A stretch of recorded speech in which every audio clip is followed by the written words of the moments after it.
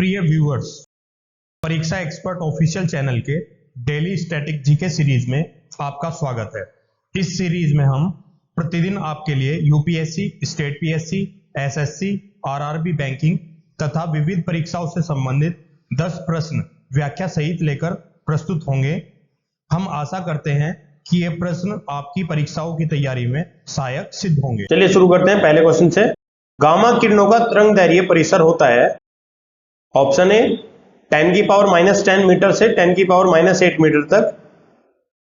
Option B 10 की power -14 metre से 10 की पावर -10 मीटर तक।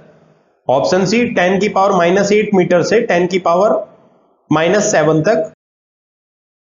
ऑप्शन डी 10 की पावर 3 मीटर से 1 मीटर तक। इसका सही आंसर है ऑप्शन बी 10 की पावर -14 मीटर से 10 की पावर -10 मीटर तक।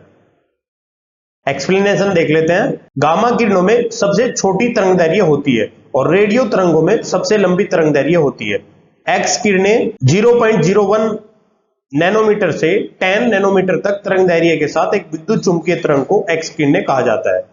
तरंगदैर्घ्य का प्रकाश गामा किरणों के लिए 10 की पावर -16 से 10 की पावर -10 मीटर, एक्स किरणों के लिए 10 की पावर -13 मीटर से 10 की पावर -8 मीटर तक, रेडियो तरंगों के लिए 10 की पावर -1 मीटर से 10 की पावर 6 मीटर तक होता है। नेक्स्ट क्वेश्चन देख लेते हैं। प्रकाश का रंग निर्धारित होता है इसके ऑप्शन ए आयाम से, ऑप्शन बी वेग से, ऑप्शन सी तीव्रता से, ऑप्शन डी तरंगदैर्घ्य से। इसका सही आंसर है ऑप्शन डी तरंगदैर्घ्य से। एक्सप्लेनेशन देख लेते हैं। प्रकाश का रंग प्रकाश की तरंगदैर्घ्य से निर्धारित होता है। लाल प्रकाश की तरंगदैर्घ्य सबसे अधिक होती है जबकि बैंगनी रंग की तरंगदैर्घ्य सबसे कम होती है। नेक्स्ट क्वेश्चन देख लेते हैं। हमें वास्तविक सूर्योदय से कुछ मिनट पूर्व भी सूर्य दिखाई देने का कारण है। ऑप्शन ए प्रकाश का प्रकीर्णन, ऑप्शन बी प्रकाश का विवर्तन, ऑप्शन सी प्रकाश का अपवर्तन, ऑप्शन डी प्रकाश का पूर्ण आंतरिक परावर्तन। इसका सही आंसर है ऑप्शन सी प्रकाश का अपवर्तन। एक्सप्लेनेशन देख लेते हैं। हमें वास्तविक सूर्योदय से कुछ मिनट पूर्व भी सूर्य दिखाई देने का कारण प्रकाश का अपवर्तन है। जब प्रकाश किरण किसी विरल माध्यम से सघन माध्यम में जाती है तब वह अभिलंब की ओर झुक जाती है तथा सघन माध्यम से विरल माध्यम में जाने पर अभिलंब से दूर हट जाती है। यह परिघटना प्रकाश का अपवर्तन कहलाती है। नेक्स्ट क्वेश्चन देख लेते हैं। प्रकाश में 7 रंग होते हैं। रंगों को अलग करने का क्या तरीका है? ऑप्शन ए एक प्रिज्म से रंगों को अलग अलग किया जा सकता है, ऑप्शन बी फिल्टर से रंगों को अलग अलग किया जा सकता है, ऑप्शन सी पौधों से रंगों को अलग अलग किया जा सकता है, ऑप्शन डी रंगों को अलग अलग नहीं किया जा सकता है। इसका सही आंसर है ऑप्शन ए एक प्रिज्म से रंगों को अलग अलग किया जा सकता है। एक्सप्लेनेशन देख लेते हैं। अगर सफेद प्रकाश की एक किरण शीशे के प्रिज्म के माध्यम से गुजरने के बाद वह 7 रंगों में विभाजित हो जाती है। ये रंग है लाल, नारंगी, पीला, हरा, ब्लू, इंडिगो और बैंगनी।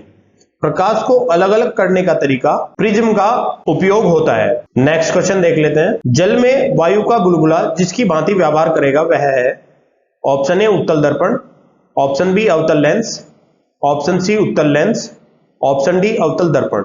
इसका सही आंसर है ऑप्शन बी अवतल लेंस। एक्सप्लेनेशन देख लेते हैं। जल में वायु का बुलबुला अवतल लेंस की भांति व्यवहार करेगा। जल का बुलबुला एक गोलाकार संरचना है जिसके भीतर एवं बाहर जल होता है। नेक्स्ट क्वेश्चन देख लेते हैं। किसी दिए हुए ताप पर वायु के किसी आयतन में उपस्थित जल की मात्रा और उसी ताप पर उसी आयतन की वायु को संतृप्त करने के लिए आवश्यक जल वाष्प की मात्रा के अनुपात को कहते हैं। ऑप्शन ए विशिष्ट उष्मा, ऑप्शन बी गुप्त उष्मा, ऑप्शन सी आपेक्षिक आर्द्रता, ऑप्शन डी संवहन। इसका सही आंसर है ऑप्शन सी आपेक्षिक आर्द्रता। एक्सप्लेनेशन देख लेते हैं। किसी दिए हुए ताप पर वायु के किसी आयतन में उपस्थित जल वाष्प की मात्रा तथा उसी वाष्प पर उसी आयतन को वायु को संतृप्त करने के लिए आवश्यक जल वाष्प की मात्रा के अनुपात को कहते हैं। आवश्यक जल वाष्प की मात्रा को आर्द्रता कहते हैं। किसी निश्चित तापक्रम पर किसी निश्चित आयतन वाली हवा की आर्द्रता सामर्थ्य और उसमें मौजूद आर्द्रता की वास्तविक मात्रा के अनुपात को सापेक्ष आर्द्रता कहते हैं। सापेक्ष आर्द्रता को मापने के लिए उपकरण को एक हाइग्रोमीटर कहा जाता है। 1% के रूप में व्यक्त की जाने वाली सापेक्ष आर्द्रता जल वाष्प की मात्रा का एक माप है जो हवा की मात्रा की तुलना में एक विशिष्ट तापमान को पकड़ सकती है। नेक्स्ट क्वेश्चन देख लेते हैं। एक समतल दर्पण की वक्रता त्रिज्या होती है option A 0, option B 1, option C अनंत, ऑप्शन डी 1 और अनंत के बीच। इसका सही आंसर है ऑप्शन सी अनंत। एक्सप्लेनेशन देख लेते हैं। एक समतल दर्पण की वक्रता त्रिज्या अनंत होती है। इसके अनुसार समतल दर्पण के वक्रता का त्रिज्या अनंत होती है। यह समतल दर्पण वास्तव में व्यक्तिगत नहीं है बल्कि एक क्षेत्र का हिस्सा है। समतल दर्पण से बनने वाले बिंब आभासी होते हैं क्योंकि परावर्तित किरणें किसी एक बिंदु पर मिलती नहीं वरन बिंब से अपसृत होती हुई प्रतीत होती हैं। इसलिए यह किरणें किसी पर्दे पर वस्तु के वास्तविक बिंब का निर्माण नहीं कर सकती हैं। नेक्स्ट क्वेश्चन देख लेते हैं। यदि किसी ऐनक के लेंस की पावर +2 डायोप्टर है तो इसकी फोकस की दूरी होगी option A 200 centimetre, option B 100 centimetre, option C 50 centimetre, option D 2 centimetre. इसका सही आंसर है ऑप्शन सी 50 सेंटीमीटर। एक्सप्लेनेशन देख लेते हैं। किसी प्रकाशीय वस्तु की फोकस दूरी वह दूरी है जहां इस पर पड़ने वाली समानांतर रेखीय प्रकाश किरणें आकर मिलती हैं। फोकस दूरी किसी प्रकाशीय तंत्र के प्रकाश को मोड़ने की क्षमता की परिचायक है। यदि किसी ऐनक के लेंस की पावर +2 डायोप्टर है तो इसकी अभिष्ट फोकस दूरी -50 सेंटीमीटर है और यह अपसारी अवतल लेंस होगा। नेक्स्ट क्वेश्चन देख लेते हैं। किसी बिंदु पर फ़ारेनहाइट तापक्रम सेंटीग्रेड तापक्रम का दोगुना होता है। Option A -6.7 degree centigrade, option B -12.3 degree centigrade, option C 12.3 degree centigrade, option D 160 degree centigrade. 160 degree centigrade पर फ़ारेनहाइट तापक्रम सेंटीग्रेड तापक्रम का दोगुना होता है। सेल्सियस पैमाने में पानी का क्वथनांक 100 डिग्री सेल्सियस होता है और हिमांक बिंदु 0 डिग्री सेल्सियस पर होता है, जबकि फ़ारेनहाइट पैमाने में पानी का क्वथनांक 212 डिग्री फ़ारेनहाइट और हिमांक बिंदु 32 डिग्री फ़ारेनहाइट पर मापा जाता है। नेक्स्ट क्वेश्चन देख लेते हैं। रेफ्रिजरेटर में खाद्य पदार्थ ताजा रखने हेतु सुरक्षित तापमान है। Option A 4 degree centigrade, option B 8 degree centigrade, option C 0 degree centigrade, option D 10 degree centigrade.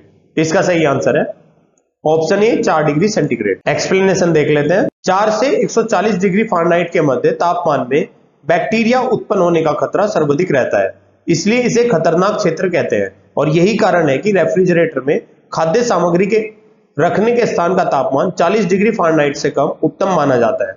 अंतरराष्ट्रीय मानकों के अनुसार यह तापमान 36 डिग्री फ़ारेनहाइट निर्धारित किया गया है। प्रिय व्यूअर्स, हम आशा करते हैं कि ये वीडियो आपको अच्छी लगी होगी। कृपया अपने फीडबैक एवं सजेशंस कमेंट बॉक्स में दें। हम आपके सजेशंस के अनुसार वीडियो को और बेहतर बनाने का प्रयास करेंगे। इस वीडियो की PDF प्राप्त करने के लिए आप हमारे टेलीग्राम चैनल से जुड़ सकते हैं, जिसका लिंक वीडियो के डिस्क्रिप्शन में दिया गया है। आप हमारी वेबसाइट www.parikshaexpert.com पर जाकर किसी भी एग्जाम की टेस्ट सीरीज ज्वाइन कर सकते हैं।